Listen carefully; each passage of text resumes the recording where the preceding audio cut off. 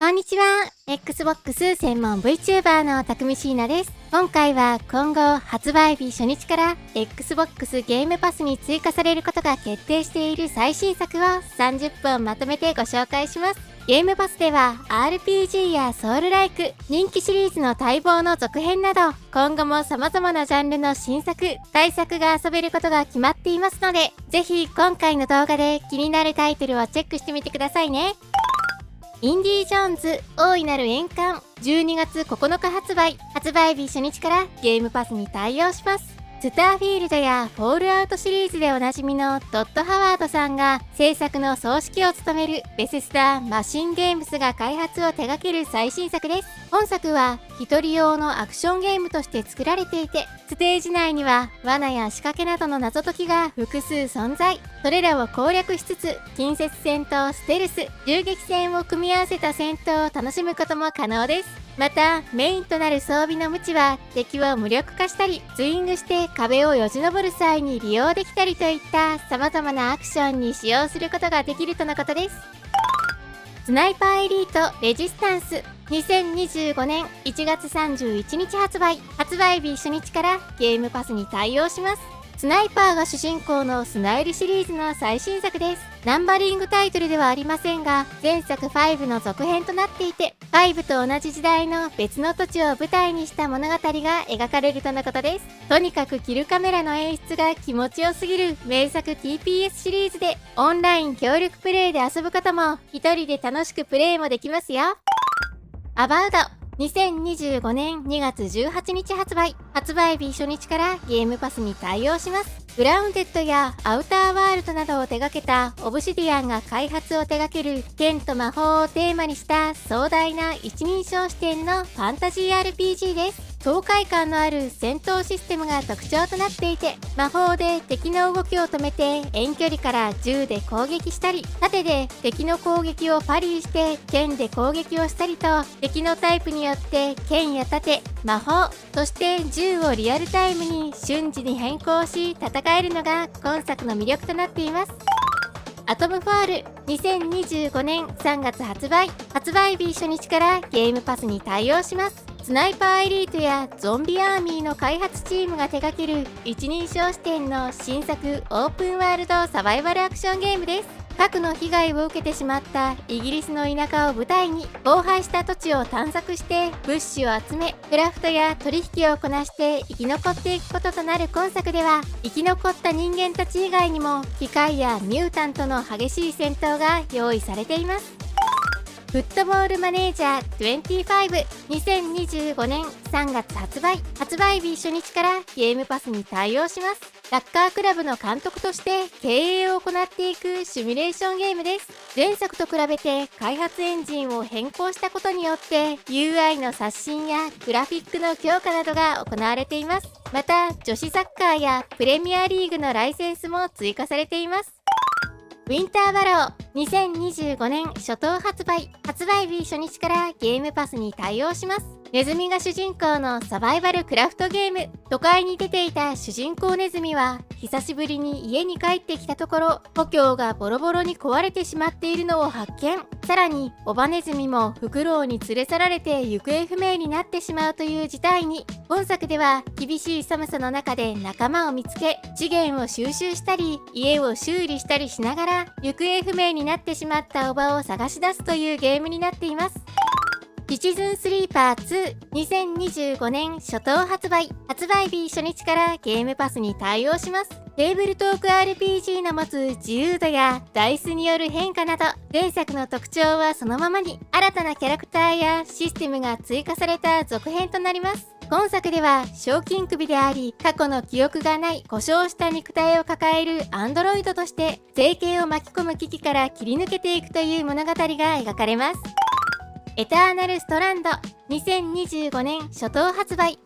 日初日からゲームパスに対応します。アサシンクリードシンジケートやウォッチドッグスなどの開発者が手掛けるファンタジー世界を舞台にしたアクションゲームです。火炎や氷結、テレキネシスといった複数の魔法を利用することができ、それらの力で敵と戦っていくことができます。ホイールワールド2025年初頭発売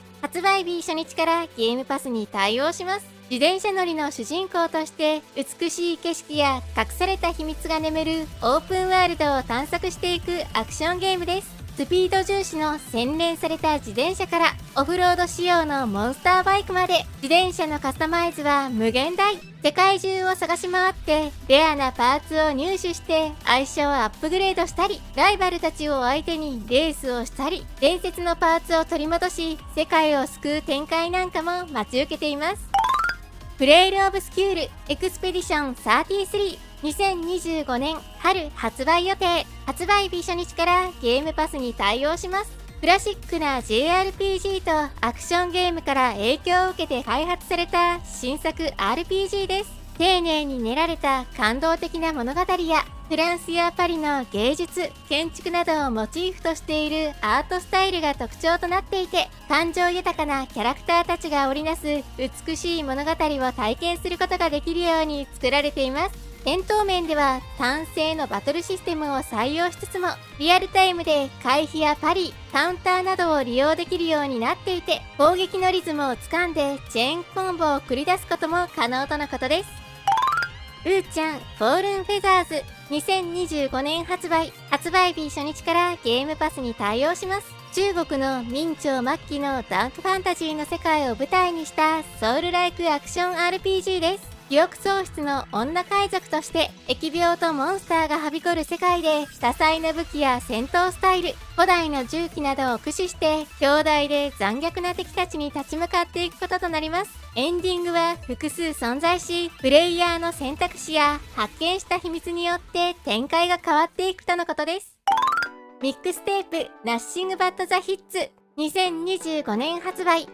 日初日からゲームパスに対応します。過去にゲームパスに対応していたザ・アートフル・エスケープの開発元による最新作です。80年代から90年代の頃の雰囲気を感じさせるアドベンチャーゲームです。廃墟となったテーマパークに忍び込んで写真を撮ったり、車の後部座席から花火をしたりなど、危険なことも楽しい3人の男性・女性の高校時代の青春物語が描かれます。Doom: The Dark Ages、2025年発売日初日からゲームパスに対応します。2016年に発売されたリブート版 Doom の前日譚となる一人用の FPS ゲームです。Doom ならではの凄まじいスピード感と刺激的なゴア表現はさらに激しくなり、圧倒的な暴力で敵をなぎ倒していける最高のタイトルとなりそうですね。なお、リブート版 Doom は現在ゲームパスで遊ぶことが可能です。ものすごくテンポが良く、非常に爽快で気持ちいい名作なので、未プレイの方はぜひ遊んでみてください。フェイブル、2025年発売日初日からゲームパスに対応します。初代 Xbox や Xbox 360で発売されたかつての Xbox を代表する RPG、フェイブルのリブート版となる作品です。本作は自分自身の決断によって英雄にも悪にもなれる物語が魅力のファンタジー RPG となっていて、リブートとなる最新作でも本作ならではの要素を引き継いでいるような雰囲気を感じられます。開発はフォルツァホライゾンシリーズを手掛けるプレイグラウンドゲームスが担当しています。ザ・アルタース、2025年発売日初日からゲームパスに対応します。アドベンチャー、サバイバル、基地建設の要素を融合させたエモーショナルな SF ゲームと題されています。プレイヤーは普通の労働者なのですが、様々な別の自分を作り出すことが可能となっていて、自分自身を作って協力をし、基地の拡大や運営をしていくこととなります。たとえ自分自身といっても、一人一人に個性があり、長所を生かした活動を行わせたり、時には対立が起きてしまうこともあるとのことです。33イモータルズ、2025年発売日初日からゲームパスに対応します。スピリットフェアラーの開発陣が手掛ける最新作です。協力プレイメインのローグライクアクションゲームとなっていて、剣や弓などで敵の群れを倒していき、新たな武器を手に入れたり、能力を強化していくことが可能で、やられてしまうと最初からやり直しになりますが、永続的なアップグレードができる要素も用意されています。さらにそのタイトルの通り、33人での協力プレイが可能となっていて、縦横無尽に味方たちと共に戦うことができるとのことです。FBC ファイアブレイク2025年発売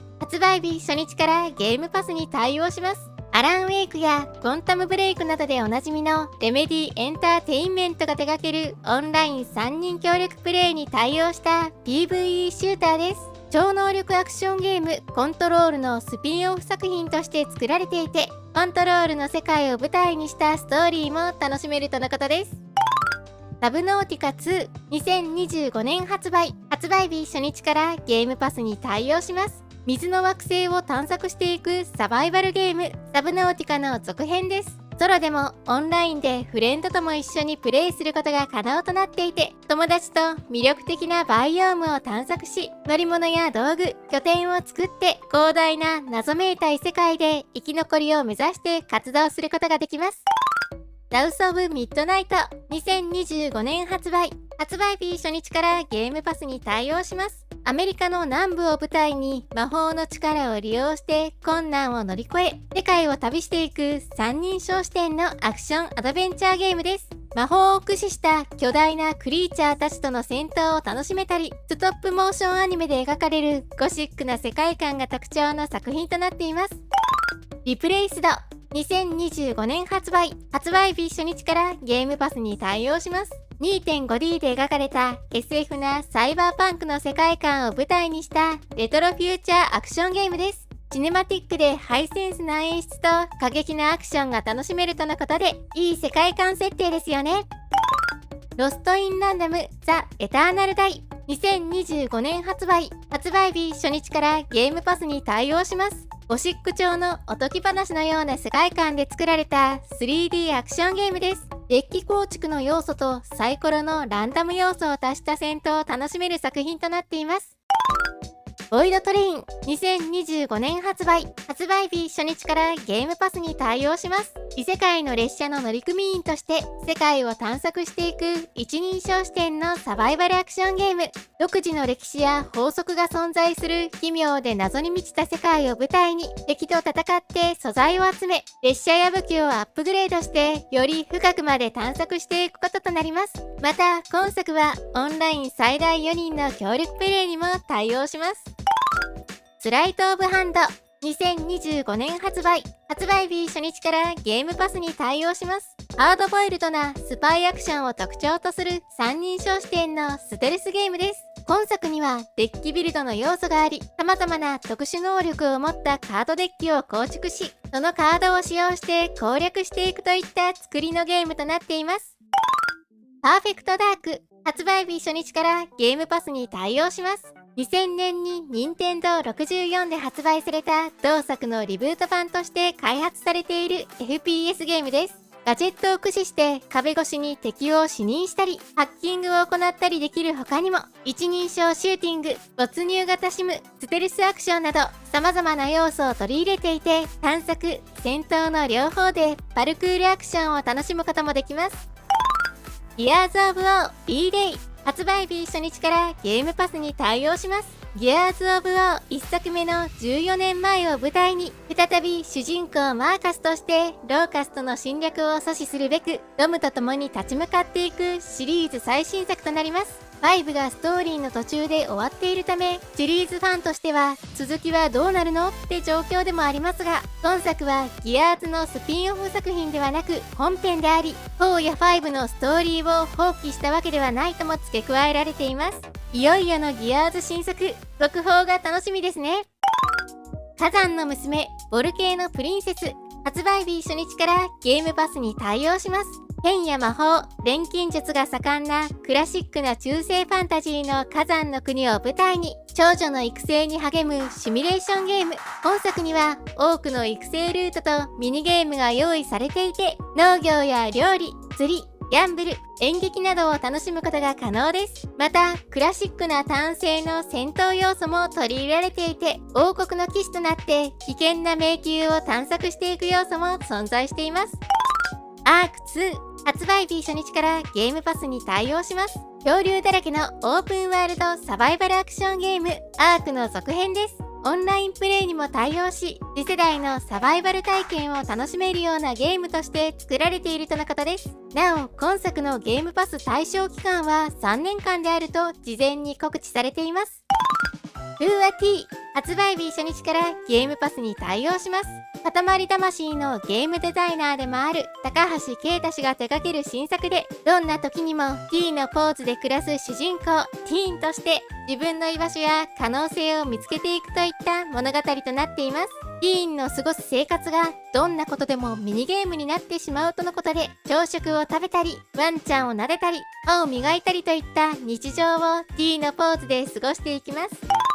ビジョンシミュレーター、発売日初日からゲームパスに対応します。数世代に一度誕生すると言われている選ばれし鳩としてプレイする鳩シミュレーターです。仲間を率いて人間と共存できるユートピアを完成させるために奔走したり、人間社会に甚大な被害を及ぼしていったりするというヤギと似たような方向性を感じるサンドボックス型のアクションゲームとなっています。